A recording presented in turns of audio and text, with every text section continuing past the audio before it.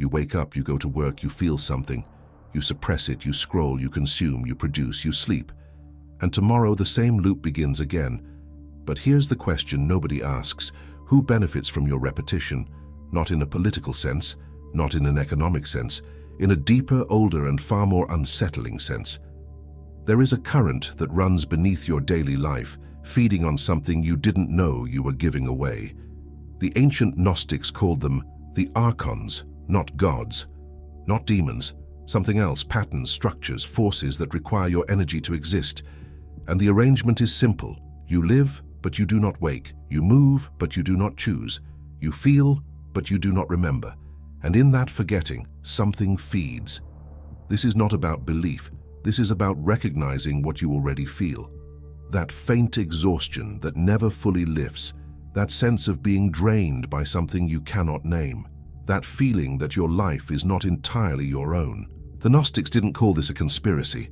They called it the structure of reality, a farm, and you were born into it, not as a punishment, but as a design.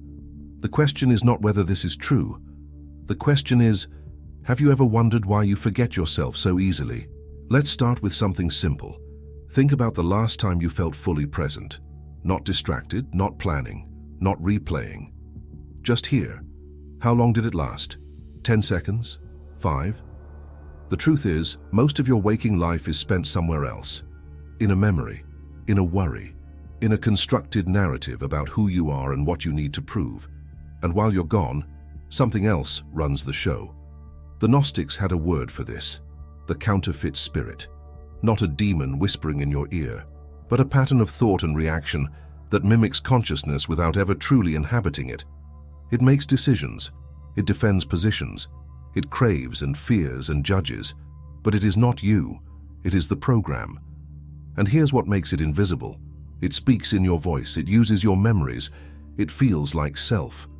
So you never question it. You never notice that the thoughts circling your mind are repetitive, predictable, and rarely original. The archonic pattern doesn't need to hide.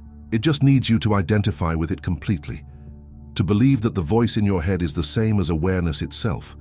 And once you make that mistake, the harvest begins.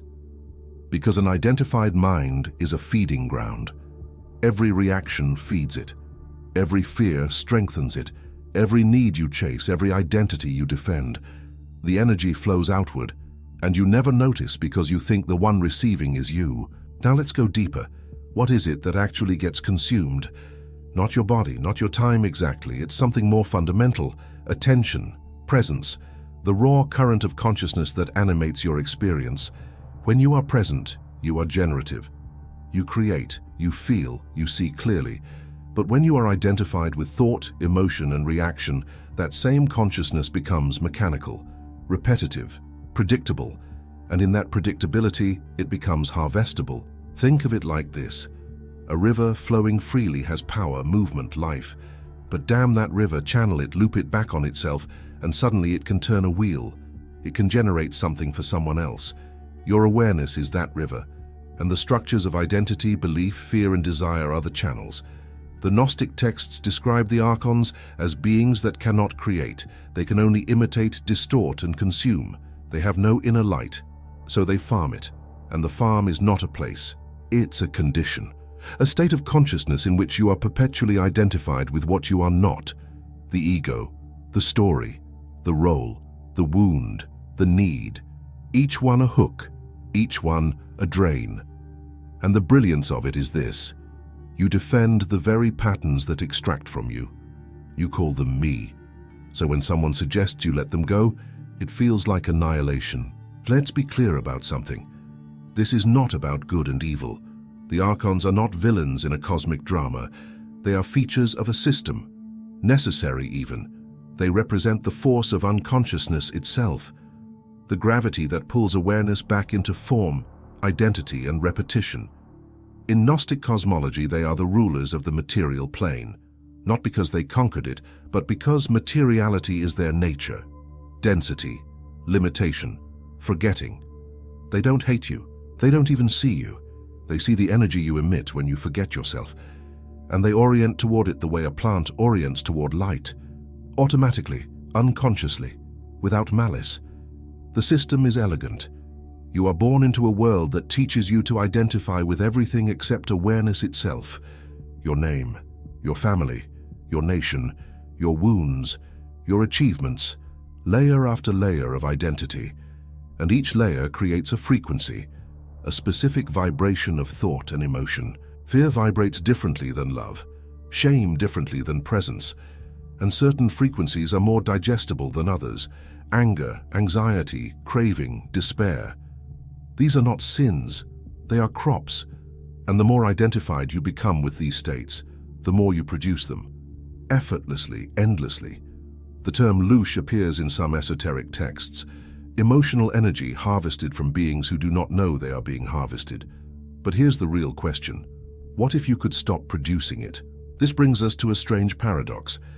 The farm only works if you don't know you're on it. The moment you see the pattern, something shifts. Not because you fight it, but because seeing is itself a different state. When you are aware that you are aware, the automatic flow of energy changes direction. Instead of leaking outward through identification, it circulates inward. It becomes presence. And presence is not harvestable. It doesn't react. It doesn't crave. It doesn't defend. It simply is. The Gnostics called this state Gnosis, not knowledge in the intellectual sense, but direct recognition of what you are beneath the layers of constructed self, and they claimed that this recognition was the one thing the Archons could not touch, because it exists outside their domain, outside time, form, and identity. This is why every system of control, whether political, religious, or psychological, discourages stillness. Why distraction is constant. Why you are taught to always be becoming something, fixing something, proving something. Because in that movement, you are predictable, manageable, farmable. But in stillness, you remember, not a memory of the past, but a recognition of what was never born and can never die. The light the Gnostics said you carried from beyond this world. And here's the unsettling part. The moment you touch that light, even briefly, you realize how much of your life has been spent away from it. Let's talk about what happens when you begin to wake up inside the farm. At first, it feels like clarity. You see the patterns, the loops, the ways you were conditioned to react, to need, to fear, and there's a kind of relief in that. But then comes the second wave, isolation, because everyone around you is still running the program, still identified, still feeding the system without knowing it, and you can't explain it to them, not because they're stupid, but because the explanation itself sounds insane to someone who has never questioned the voice in their head. The Gnostic texts describe this as being a stranger in the world, not because the world is evil, but because you are no longer fully subject to its gravity. You still live here, you still participate, but there's a part of you that remains untouched, unhooked, and that part is what the Archons cannot reach. But here's where it gets tricky. The ego, sensing its own dissolution, will try to recapture you. It will create new identities, spiritual identities, the awakened one, the enlightened one, the one who sees. And if you're not careful, you'll just trade one farm for another, a more subtle one, where your sense of superiority becomes the new crop. This is the final trap, the belief that you have escaped. Because the moment you believe you're free, you stop paying attention. And attention is the only thing that ever kept you free in the first place. So what does freedom actually look like in a system designed to prevent it? Not escape, not transcendence, not some final state where you're untouchable, but ongoing vigilance, moment-to-moment awareness of when you slip back into identification, when the voice in your head starts speaking as if it's you, when the emotion rises and you become it instead of witnessing it. The Gnostics didn't promise liberation as a destination. They described it as a practice, a remembering that has to happen again and again, because forgetting is the default state. The gravity of matter pulls consciousness into form, into story, into sleep. And if you're not actively awake, you're passively asleep. This is not exhausting in the way you think. It's actually the most natural thing, like breathing. Once you recognize the pattern, awareness becomes effortless. You don't have to fight your thoughts. You just stop believing them. You don't have to destroy your ego. You just stop feeding it your sense of self. And when you do this, something strange happens. The world doesn't change, but your relationship to it does. You still feel, you still act, you still engage, but there's a gap now, a space between what happens and what you are. And in that space, the archonic drain loses its grip. Not because you've defeated anything, but because you've stopped volunteering. The question the Gnostics asked was never, how do we destroy the Archons? It was, how do we stop being food? But here's what they don't tell you. Stopping the flow of energy outward creates a vacuum, and that vacuum will be filled, either by presence or by panic. Because the ego structure that has run your life for decades doesn't just step aside. It fights, it creates crisis, it generates fear, doubt, and urgency. It tells you that without it, you'll fail, you'll be abandoned, you'll cease to exist. And in a way, it's right. The self you thought you were will cease to exist. Not the awareness beneath it, but the character, the role, the wounded story you've been defending and repairing your entire life. That has to die. And death, even psychological death, is terrifying. This is the threshold the Gnostics called the second birth. The point where you either return to sleep or you pass through the fear into something else.